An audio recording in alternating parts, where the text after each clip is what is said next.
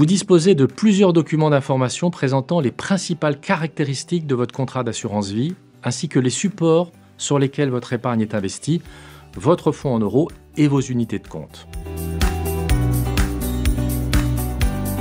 En complément de la notice d'information du contrat, le document d'information spécifique, souvent appelé DIS, présente votre fonds en euros. En complément, les documents d'information clés ou DIC présentent, eux, le contrat d'assurance vie en lui-même et les fonds d'adossement des supports en unités de compte.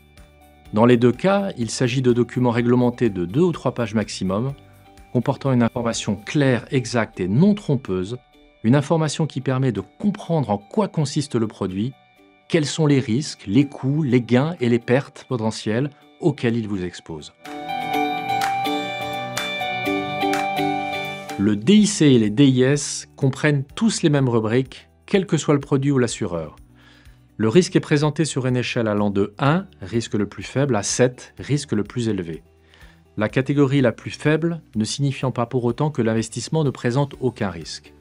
Des scénarios de performance très défavorables, défavorables, intermédiaires et favorables montrent comment votre investissement pourrait se comporter sur 1 ou plusieurs années. La durée recommandée de conservation de ces produits d'investissement est également indiquée. Enfin, vous y trouverez le détail des frais applicables à votre contrat, frais d'entrée, frais d'arbitrage, frais de gestion, coûts de transaction ou commissions éventuelles.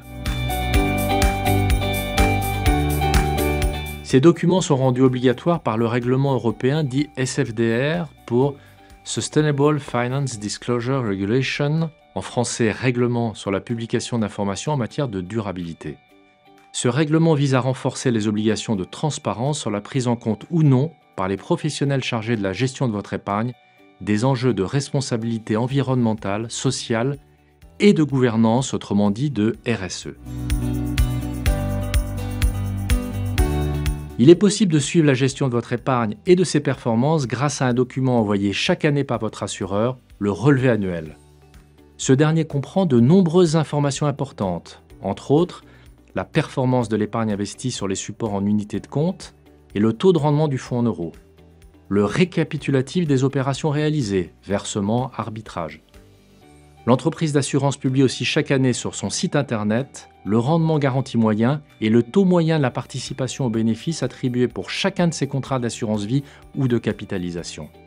Enfin, n'oubliez pas que vous pouvez également à tout moment consulter et gérer votre épargne en ligne depuis votre espace client.